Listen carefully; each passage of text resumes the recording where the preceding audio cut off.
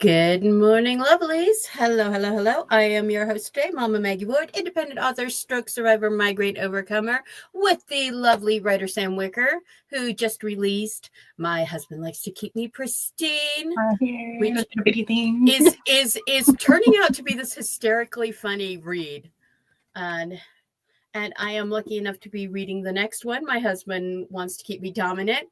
And I was literally laughing so hard about the scene in the second chapter about, do you want a drink or do you want a bucket? How is everyone this morning? We're doing So, how did your release go, Sam? Very good. So this little guy has been my bestseller so far out of all 4 books, which I was kind of hoping it would be because it's funny.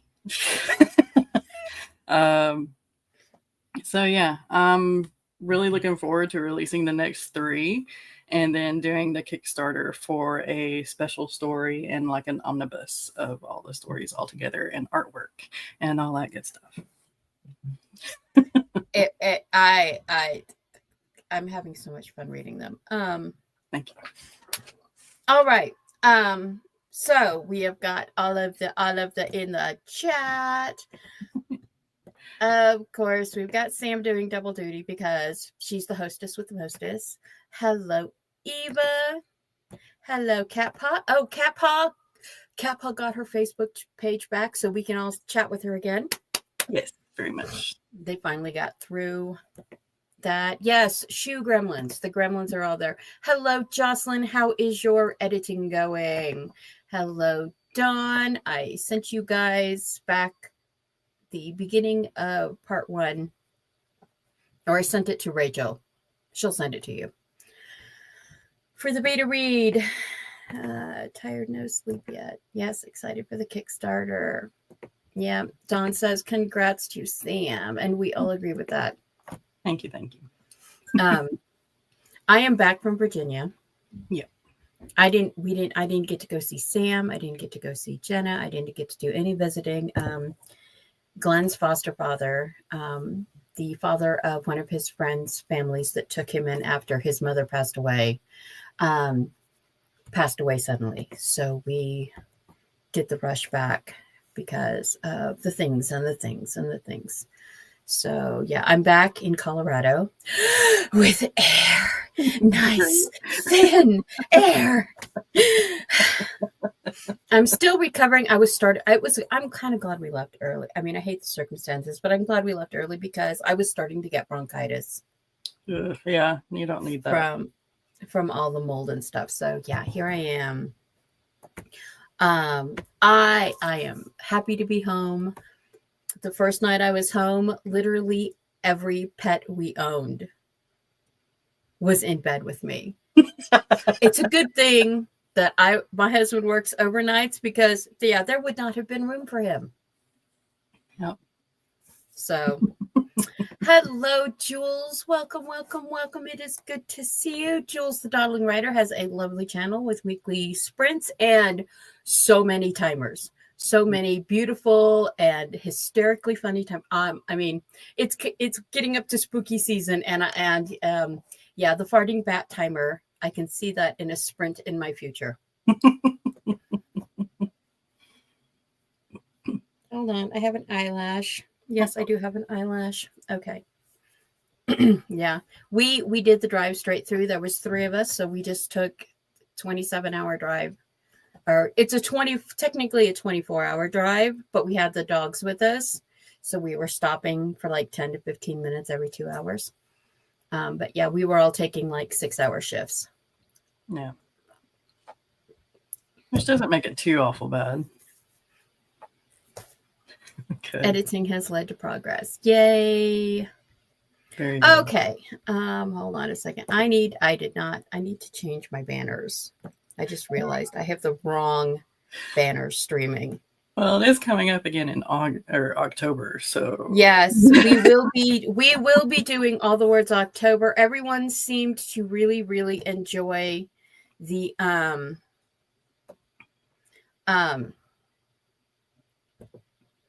If I could talk, if she only had a brain, it'd be great. Everybody enjoyed the routine building challenge.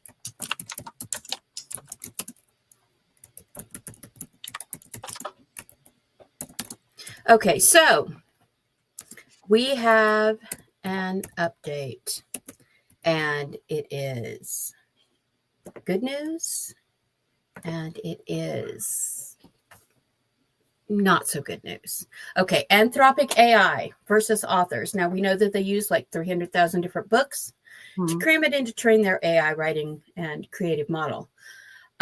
It went to court. This choice was authors who were impinged upon, whose works were scabbed off the internet. They can get a $3,000 settlement if you can prove that it was your book. However, this has created a problem, and a big problem that appeared in both trad and indie publishing and hybrid publishing. And that is the books must have a legal U.S. copyright. Having an ISBN is not enough. So if you're like me and you were on Kindle and you have an ISBN assigned to your books from KDP, and your book got scabbed, those two things, and put into Anthropic AI, if they were taken off of a site like Inkitt, Wattpad, Royal Road, Ream, Vella, put in there, and you do not have a copyright just for the last 5 years. You can only go back 5 years. Anything with a copyright before that is exempted. and you cannot get your copyright now and file for the settlement. So it has to be copyrighted before the case started, February, or you do not qualify for the settlement. You do not get reimbursed for them taking your work. Hi, John.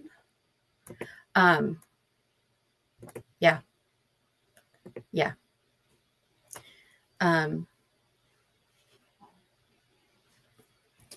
So, the ISBN is not. Unfortunately, we all thought when we got that, it does protect us in a level, but you have to have your own personal independent copyright under the 1976 Copyright Act, filed with the Copyright Office, which is several $100s, by the way, to get that done. And the hole that it opened was the discovery that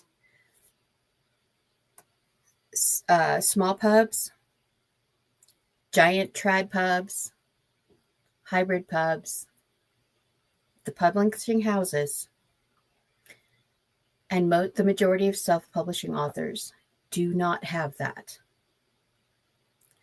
And what it does is it limits the scope of liability. I shared a link below of a guy who's been following this court case. It's in the information. You can watch his things.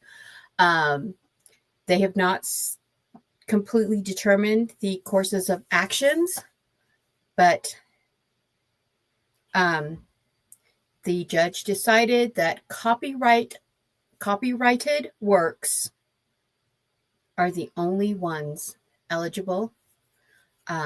There will be probably an appeal going forward to try to get works that have been assigned ISBNs from Barnes & Noble, Amazon, the other ones. So, yeah, thank you for sharing the link, Sam. Basically, it's a win, but not exactly. It is much better than the judgment that they are working on, the case that's going on in Maryland right now, where everything that has been dumped into the AIs will become public domain.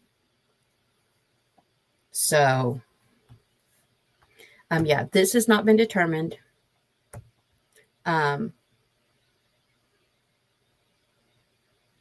Yeah, the problem is the law is not keeping up with the technology. All of us feel this. Eva says, I'm going to be honest. I'm sick of talking circles around it. Is there something that can be done or sources to research? The answer is no. The answer is we are simply following these steps of the court cases as they're going on. They are literally creating case precedents as the cases are going on. This is unlike anything they have ever had to deal with. I mean, everybody compares it to Napster. No. But the problem is Napster was just file sharing. The AIs, the Megatron, what they call the Megatron AI, which is all chatbot AIs and art AIs, and Anthropic, which is the biggest one in Europe. Prove it's yours. It's just yours. Requires proof, but you can call anyone a thief. Yeah. And the thing that they are using to argue against us is you can put in the exact idea that you meant to write your book with into an AI, and you will not get out an exact copy of your book, which falls under the fair use change. How much did you change something before it becomes fair use? And so, yeah,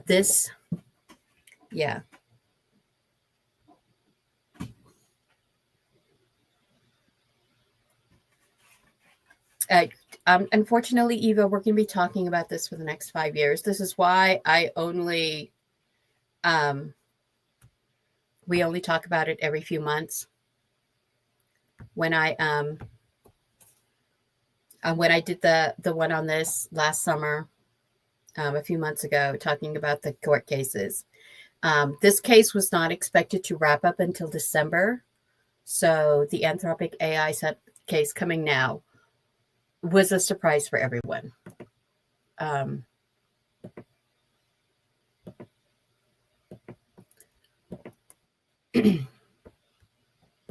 It's something that as our authors, as artists, as creatives,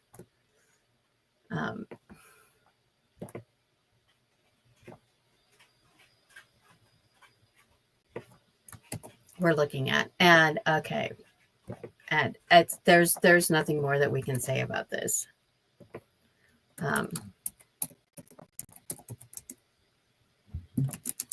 We won the case.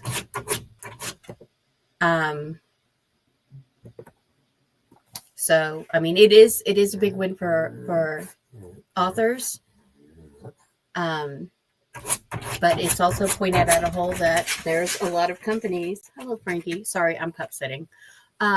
There's a lot of publishing houses and companies that do not get copyrights. There's a lot of big authors with TradPub who have found out that their books, while they have the ISBNs, are not technically copyrighted under U.S. copyright law, because that is a different process. Yeah. And so, yeah. The thing is if you can afford it and you have time to do it, go ahead and officially copyright your book. But if you don't foresee yourself having any legalities thrown at you, then just send yourself your work, make sure that there's a date on there and it's copyrighted enough. Yeah, email your stuff to yourself with the dates on it. My whole thing about printing a copy with the date in it, I did a video on how to print a copy to have proof of intellectual rights. The WIP4 copies that I created. So, yeah, but that's where we are, lovelies. Okay, and topic number 2. All of us are in the publishing biz. All of us are throwing things up on Amazon. Self-pub with Dale. The link is the link to the timestamp where he talks about this is below. This is the link. Amazon has this thing called ghost categories. Mm-hmm. And it's so that you have more selection when you're posting your book. But the problem is the ghost categories do not catch in the algorithms to recommend. If you put your book in there, if you have your book in multiple ghost categories, you could actually be binding your book to be blind so that people don't see it because people don't look at those other categories. Now, there is a thing called Publishing Rocket, which you pay for, and it allows you to look at this. It is a subscription service. You have to get it monthly or yearly. You have to buy it yearly. Dale has a partner link to them if you go to his streams when he talks about it. But if you're just a poor author with no budget for anything like that, then it's a guessing game. And he says that Kindlepreneur, in the interview that he did with them, they admitted that sometimes they just create a category to make a publishing house happy, and it's not a real category. So how do you determine what categories to stick your books in? Where do you put them? I have 12, 14. I have 16 books in time travel. Guess what's a ghost category? The entire Relic of Time War series and the Huntsman of Adama's Quartet that comes before it as the prequel series. All 16 of those books are in a ghost category. All of them.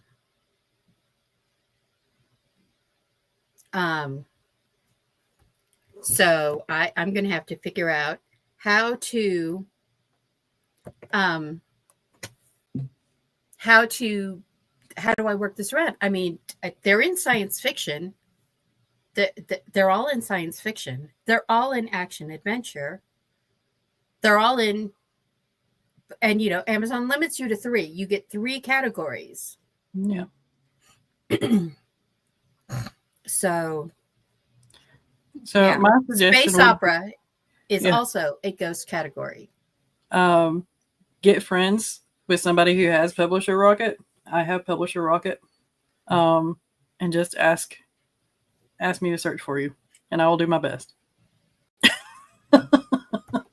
Yeah, it's and it's something that Amazon wants to offer all this variety, and they appear to offer all this variety, but what they are offering is not really that much variety. They give the illusion of offering variety.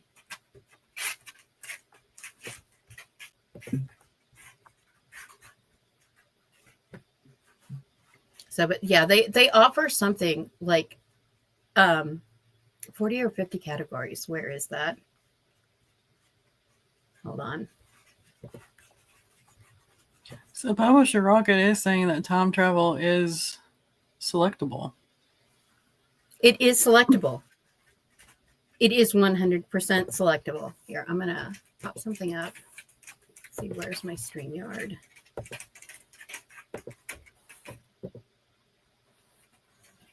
$210. Okay.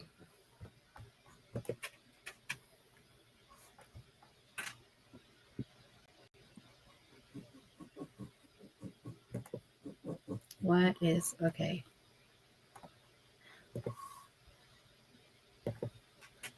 Why isn't it? Hold on. For some reason, it's not sharing the screen. Stop screen.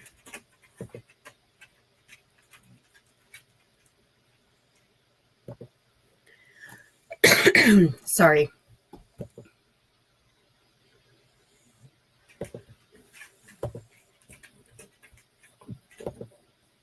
All right.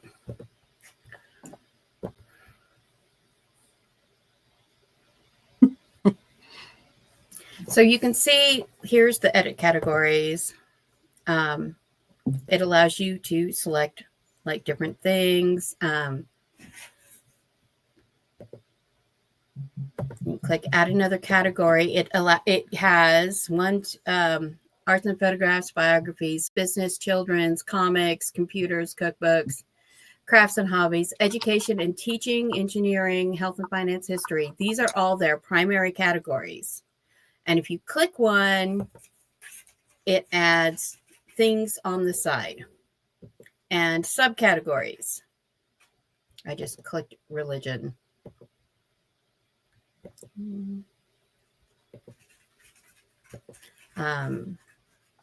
Science fiction.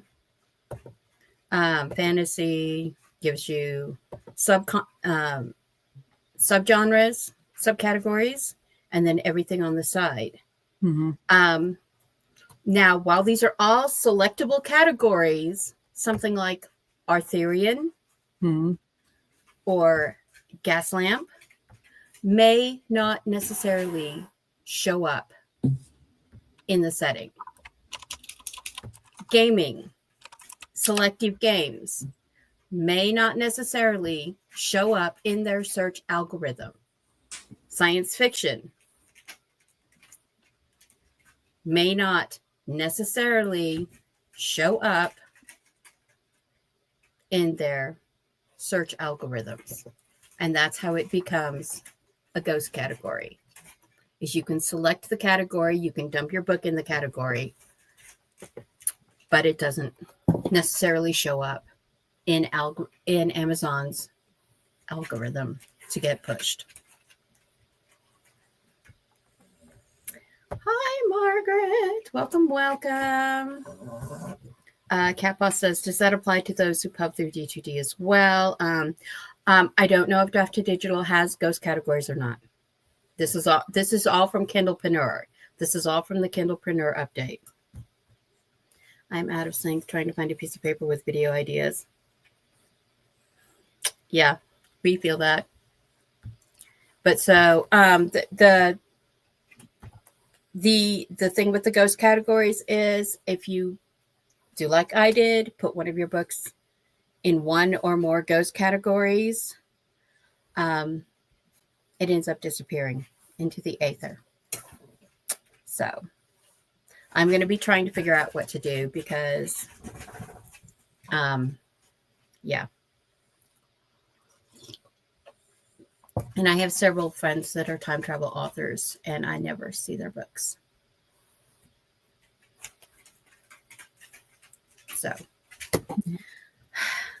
So Draft to Digital, whenever you select the categories on there, that's what carries over into Amazon. But I don't know. Amazon's probably always going to put more precedence on their thing, their KUs, the things that they get the most money off of. So with Draft to Digital, carrying your book over to Amazon, I don't know if there's like a percentage on that of how searchable a book outside of Amazon KU is versus a book that you publish just wide or a book that you publish through somebody else other than Amazon. I haven't been able to research that because nobody knows, I don't think. Yeah, I think that is a thing. That is the thing that nobody knows.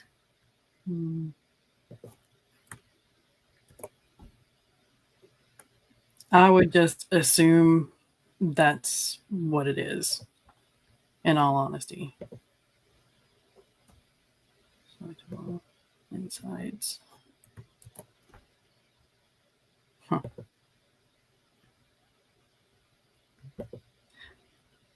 Sorry, I'm trying to see where Publisher Rocket says that there are ghost categories. I don't think it does. I don't think it does. It just shows you. It will show you what's being searched. Mm-hmm. I've never used it. I only know about it through Dale because he talks about it. Like time travel is at the very bottom of the list whenever you do Kindle, science fiction, and fantasy. But it also says that on KU, the sales are at 57%. And yeah. but the growth is down on it. It's down 47 sales per month. So maybe since that algorithm change, that's where the 47 being knocked out comes from.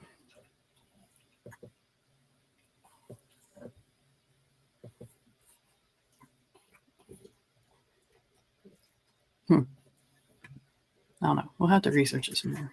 Yeah, it's something that I do not understand.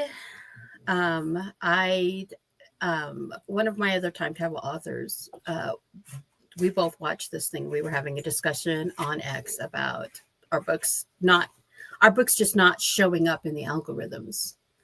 And so we were talking about this thing with Dale, talking about the ghost categories and time travel being a ghost category, because we're all time travel authors. You would think that the algorithm would feed us each other's books. Yeah. It doesn't. No.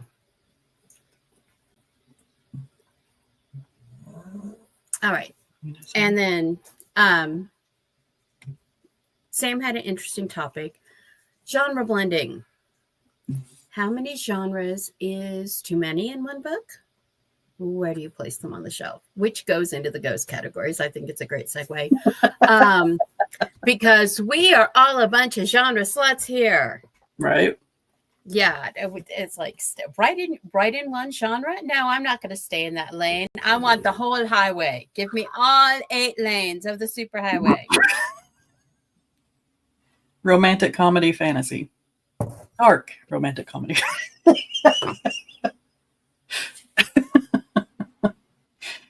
But yeah, I just thought that this was an interesting question that I've seen posted on a lot of things and talked about, but I don't think we've ever covered it really in Breaking the Block. So it's almost like the whole romantasy thing. Before romantasy became a word or it became popular on TikTok, people were having problems. Do I put it in romance or do I put it in fantasy? So yeah, it's interesting how people's brains think on this topic. I don't know how we have at this point of view.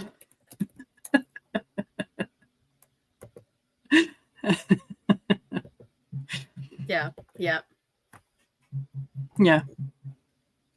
And it used to be that the genres were very defined. Mm-hmm. But you can go back and like that was how the horror used to be its own thing. Yeah. And then gothic romance evolved. Yeah. And there are some things in there that I'm like, yeah. So, it's a blending of genres is not an old thing. Military fiction. I mean, you want to go back, military fiction. The Iliad. Yep. Was military fiction. The Odyssey was action adventure fiction with with romance in the last chapter, because Odysseus was just trying to get back to his wife. Yeah. So the different genres go back thousands of years. The different types of plays, I mean, Shakespeare had tragedies and comedies, and some of his comedies were tragedies and some of his tragedies had comedy in them. And he was a master at genre blending. I mean, A Midsummer Night's Dream is technically the first romantasy. Yes. I mean, I'm going to say it. And so it's, combining the genres is something to do. But the problem is you end up with so many different ones added that you're expected when you write in a genre. There are certain tropes expected for each genre. You Mhm. can get the trope thesaurus and the genre thesaurus, and they will tell you about the tropes and stuff associated with genres and stuff like that. You can, but and when you write in certain genres, there are certain things that are expected in that genre. But when you start genre blending, then you have to add, well, I have to have the romantic element and I have to have the fantasy element. And oh, maybe I'm going to have dragons in here too. And oh, maybe it's going to be military fiction too. And oh, maybe the main character has an appearing disappearing disability. You know which book that I hate so much that I'm ranting about right now. And maybe the main character gets two dragons instead of one dragon, and it's a horny little humper dragon, and she's obsessed with her love interest smell, even though her mother murdered his family. Yeah, I'm sorry. I will 100% kill anyone who compares her to Anne McCaffrey. Oh my God. Yeah. No. Do not. Just do not. And I've DNF'd that book 4 times. Everyone says the third book is the best. So, but you can't skip the second book because of the world building changes. And I'm like, so yeah. Now, I did read the first and second book, and I have yet to reach for the third book. And I didn't hate it, but I didn't love it either. It's one of those mid books. I can. It's either here nor there for me. Shoot, what is her name? Yaros? Yes.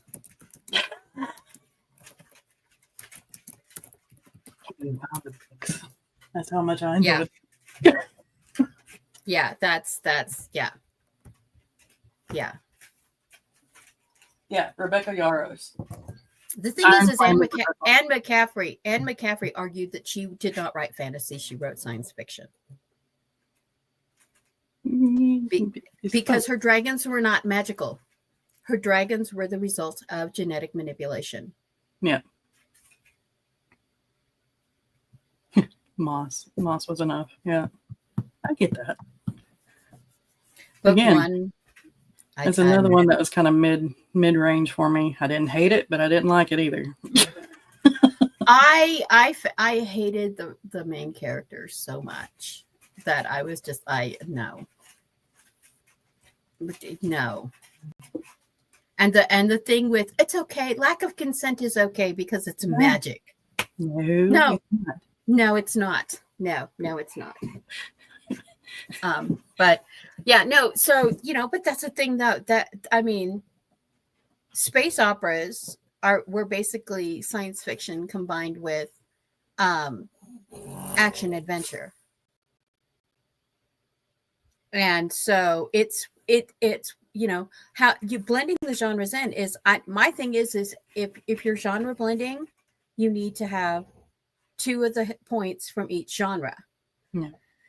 The problem is once you get past 6, then you've got if you're like me and you're writing a series, you have to slide them out, some of them out to replace them with new ones, because if you don't, then you end up with 20 by the end, and you can't keep the beats for all of them. You can't. And I can't. I don't have the wherewithal to keep track of stories that have that many beats, and I don't have the wherewithal to write stories with that many beats. No. So it's almost like if you get too many genres, that's at the point where you have to sit back and look at your draft and be like, can I separate this out into another series? Or what am I sacrificing in order to get all of these genres in here? Yeah.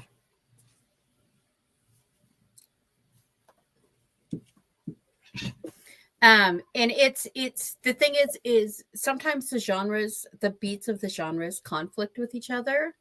Like if you're writing enemies to lovers, like real enemies to lovers, not annoyed acquaintances to lovers.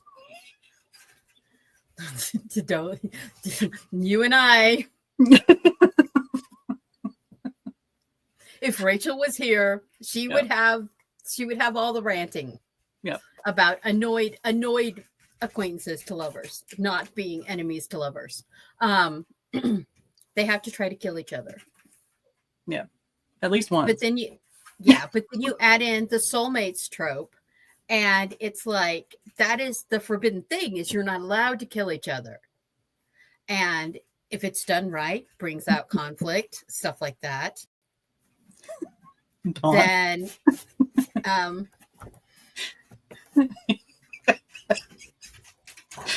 yeah. Anyway, but when it's done well, it's done really well. But most of the time, it's not. And people have like, you know, they have that. Oh, you're my soulmate, but you're my enemy, and I hate you. But then, like 2 chapters later, they're like in bed together. Yeah, and it's like you know, the true love forever. It's like Romeo and Juliet was a tragedy for a reason. Mm-hmm. And you know, soulmates doesn't make, and true love doesn't make happily ever after happen without any work. Yeah. Yes, Dawn, you do it okay. You do it well. But yeah, it's and that's something that happens in romantasy a lot, is the soulmates trope. Yay, Margaret found her list. Yay! Congrats. Yeah, Liz Papers has so much stuff. Yeah.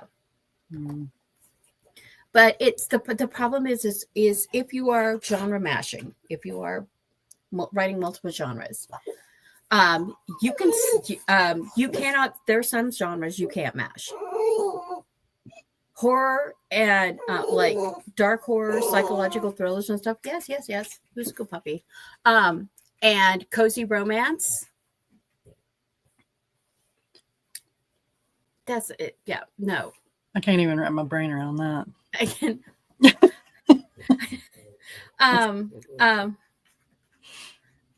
Yeah, it's. I need more coffee. Yeah, I know some of them.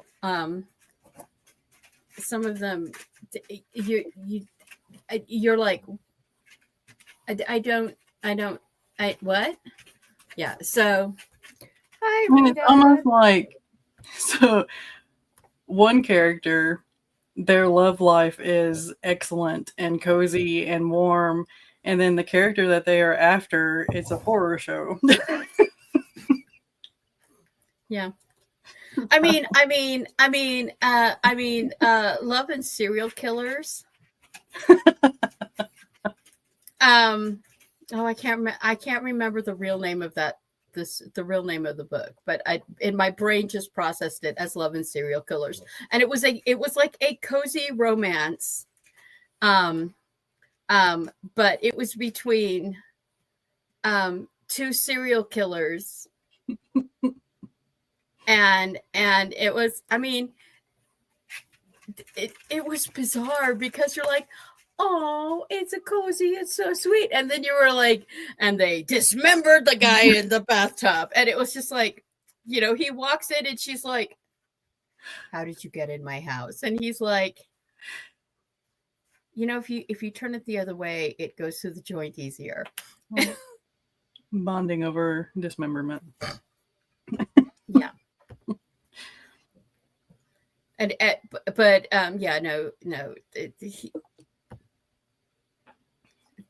Characters from different worlds. Yeah, wow. I don't know. It's like Dexter. Yeah. What the romance arc of Dexter is like. He would burn and dismember the world for her. Aww. The love story of villains. Yeah. I would like to see more of like sci-fi romance where aliens have a completely different way of showing love and everything from the humans side of point of view. And yeah, I would like to see that at least once. The human thinks that they're going to be murdered, and the alien thinks, "Oh, I'm going to be it's squishy."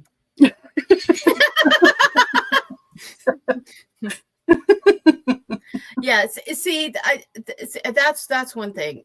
Is like all of these like human adjacent romance customs that end up in these supernatural. I mean, you can understand it with vampires and werewolves because they exist in human-esque societies. Right. But like angels and demons, fae. I mean, depends on the kind of fae you have. The Sparrow I and the mean, Sequel. I have not read that. I mean, mermaids and selkies, you know, eagles, chimeras. Yeah, eagles throw their mates down to the ground or try to. So I mean, come on. Yeah.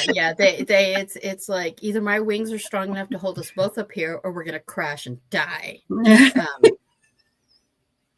I love you, Squish. Hi, Dee. Hello, Dee. Dee just got her book off to the editor this week. Congrats. Nice. Have you read The Sparrow and the Sequel? No, I have not. I wrote it down because I haven't either. I think that's what happens in Octavia Butler, judging.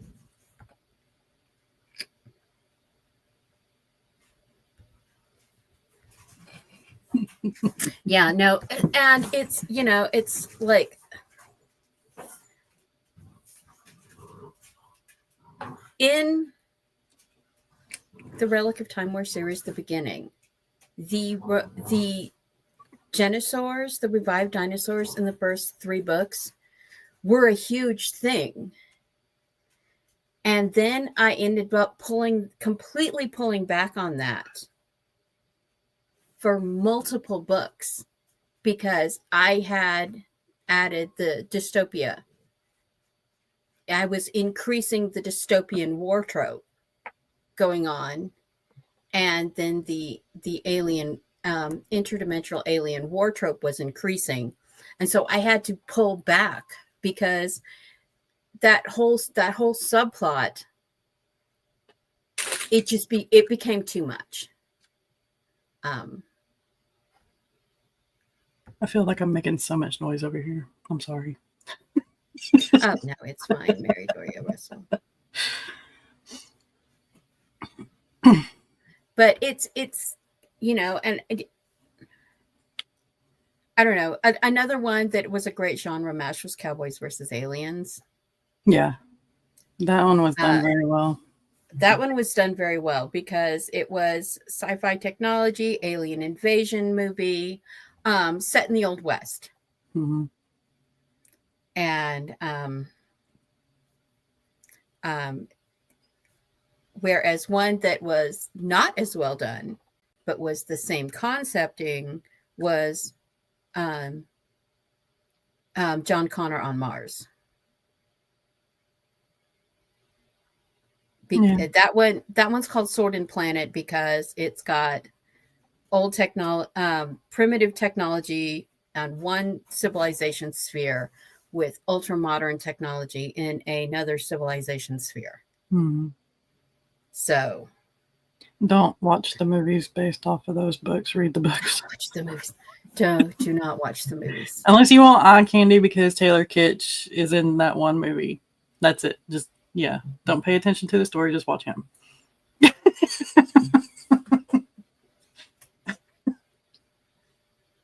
But, yeah, blending genres is a tightrope.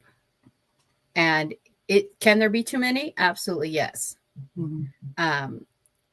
And here's the thing: if you are genre blending, people have their favorite points. They have their favorite tropes in genres. And if you genre blend and you exclude their favorite point or trope, they will not, even if you're writing in a genre that is one of their favorites, they will get grumpy about it. Yeah.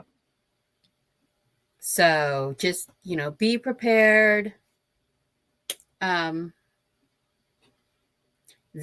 if you are genre blending, someone is going to complain about it. Yeah. Because you're always going to have to leave something out. Otherwise, your book would be, I don't know, 250,000 words long. Or you end up like me with 1.4 million words cut up into 18 books, because if you don't, the original 5 books are 250 to 300,000 words long. And they're just, everyone loves Brand Sand, but honestly, how long does it take to read any one of his single books? We're talking, these are 25-hour ebooks. If you are playing them on 1.5 speed.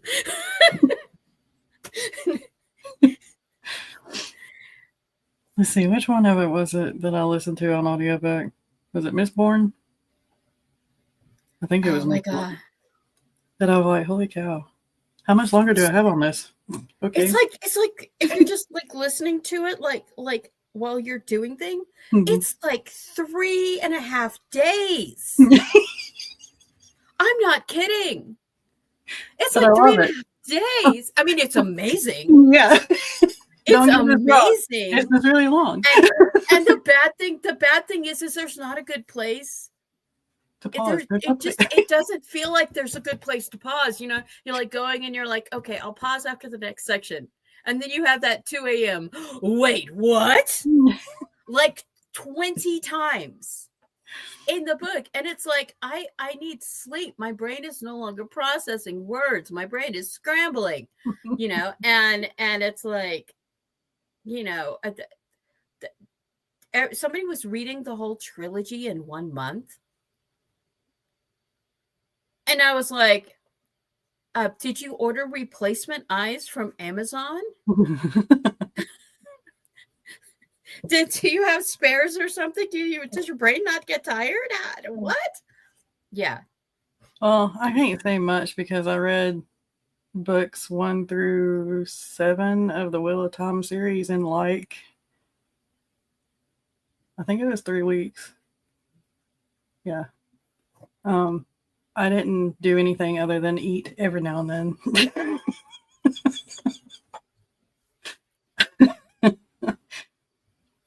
Yeah. Emperor of Souls. Yeah. Yeah, it's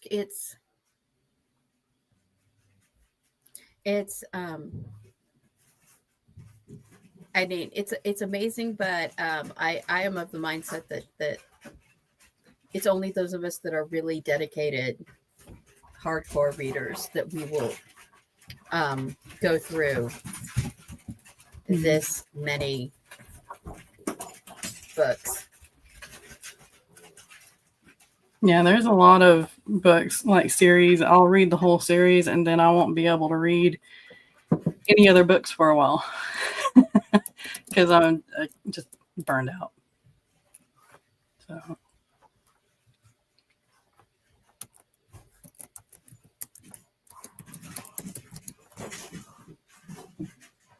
Yeah, it's crazy. Let's see. I stopped by my allergy.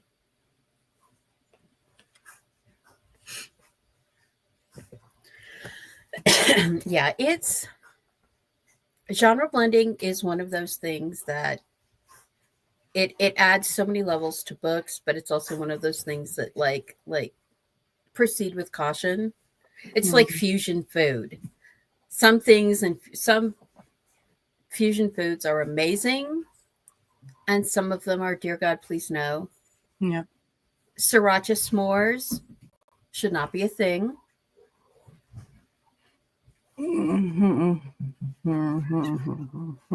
Yeah. No. Yeah.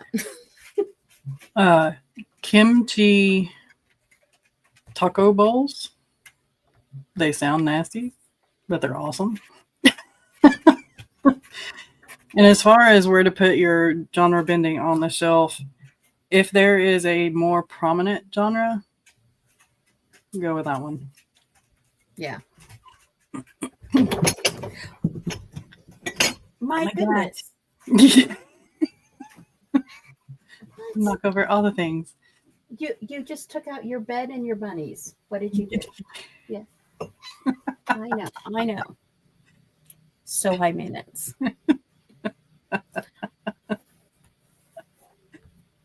Feral. Feral. Since I've come back from Virginia, she has been super clingy Nice. with the murder mittens. Yeah. All the clinging. Yeah. But when you have multi-genre books, it is hard to figure out where to put them. It's hard to categorize them, and so pick a theme. Yeah. Because there's no way that you can pick, what was it? Dark, romantic, comedy, fantasy. All in You're one right back. category. Uh-oh. So yeah, just be careful and do the best you can, and create your own ads and stuff. Not necessarily to run paid ads or anything, but just make sure that your audience knows what you're doing in that book. And make sure you hit all the favorite, well, at least one or two of the favorite tropes in each genre. So yeah. Sorry, I'm trying to get back to, here we go. Sorry, I got called. Lady is having seizures this morning. She's not doing well. So she was, yeah. She's fine. But yeah, no, it's a funny thing. And you see those ad squares. I've done those ad squares, where you hold on.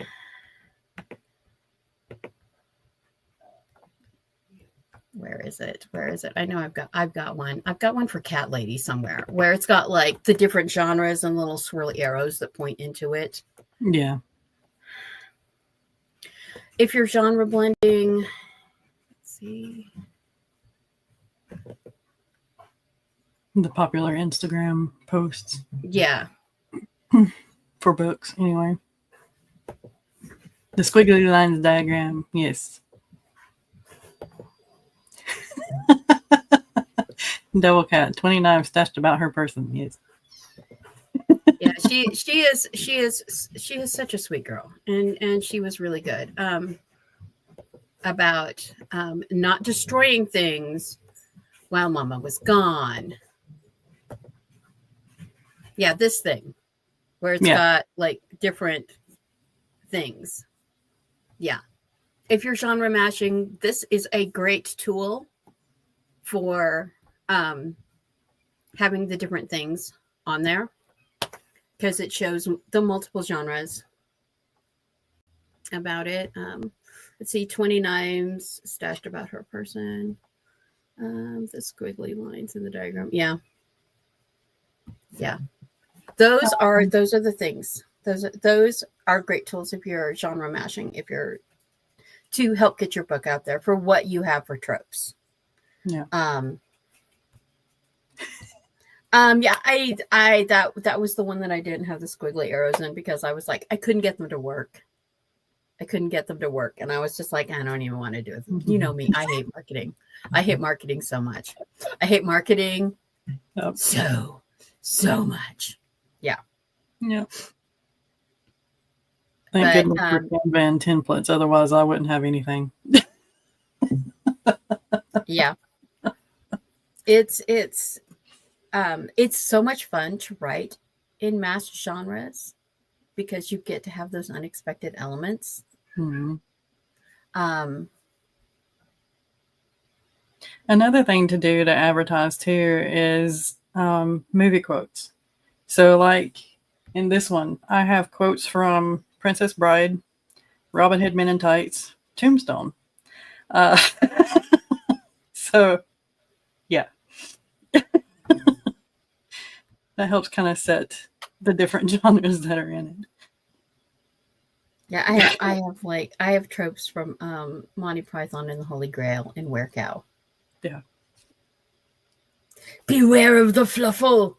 No, what? If you don't know, a fluffle is a group of wild rabbits.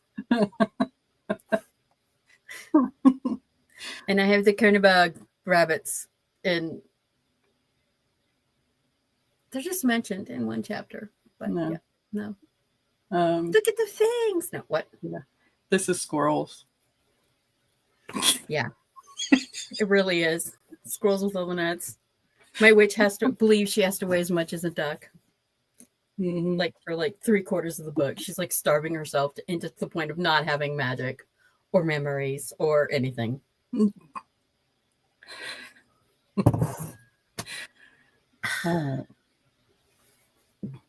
All right. well, Yes, in genre, just write to enjoy. yeah. The thing with the ghost categories, the thing with genre mashing, just it doesn't matter anymore. Just write to enjoy. Mm-hmm. If you loved writing it, yay. Yeah. If you enjoyed the process, then that will show through you talking about your book and showing off your book and everything, and more people will be attracted to it. So, there you go.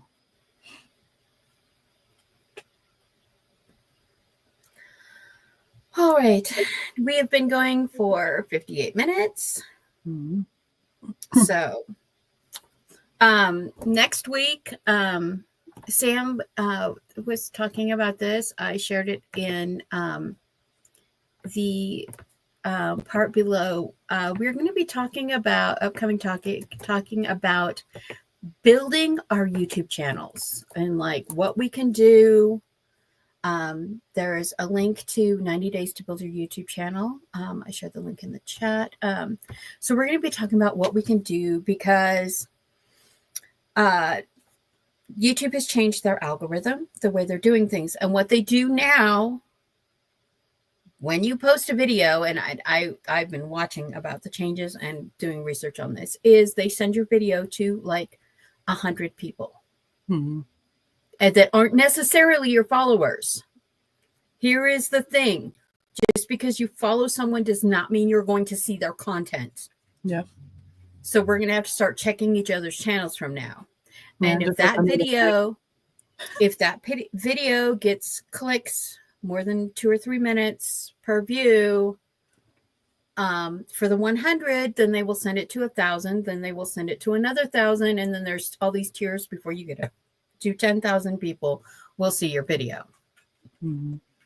The problem is for small channels, for small creators, for people with less than 500 followers, it has made our channels almost invisible. Do you still get emails about streams going live? Do you still get social media notifications? Sometimes. When you hit the bell, you expect to get the notifications on your little tab on the side. That's not necessarily true anymore. You go to your subscription page. You're more likely to see people on your subscription pages that are streaming. Mm-hmm.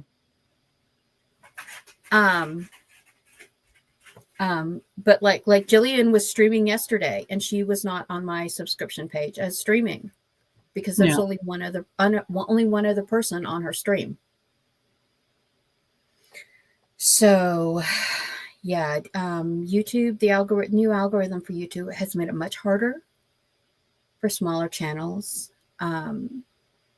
Click-through rates, that is going through to the end of the video and clicking on something to go through to the next video, are no longer the metric by which they are measuring video successes.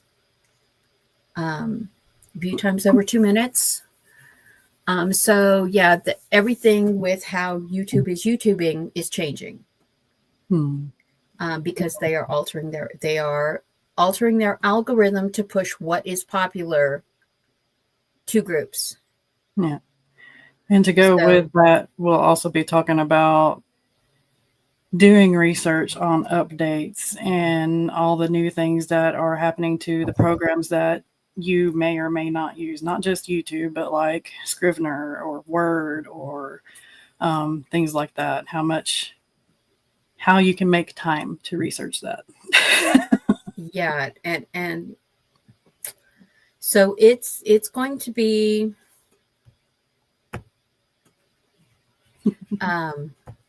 it's we're going to have some interesting topics coming up. Like, again, I apologize, Eva got upset about us talking about the Anthropic AI case, because yeah, it is something that concerns author, and I understand she's sick of it. We're all sick of it, but it is it affects us. And this is a small victory slash question mark. The case, like I said earlier, the case wasn't expected to be settled until December. And that the ruling came out this week was a big surprise. So we will see, the future. The future is uncertain, and and with them using AIs now to mass produce make content farms, and human interaction is going to be the thing that will push your channel. Interesting human content. Yeah. So, all right, we will. So everybody's got homework for next week. Yay! You want to do your outro, Sam? Sure. Thank you, everybody, for joining us. We will have another Breaking the Block episode next Sunday at 11 a.m. Eastern. And check out my books. I have 4 of them live now, including My Husband Wants to Keep Me Pristine, which was published on the 29th. It is a romantic comedy fantasy, kind of like Jane Austen meets Men in Tights. So make sure to check it out.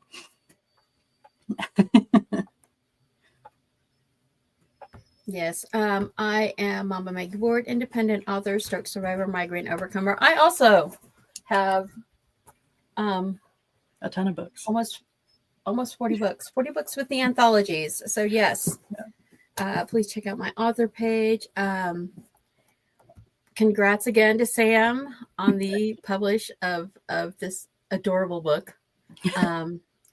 And we will all see you next week for Breaking the Block.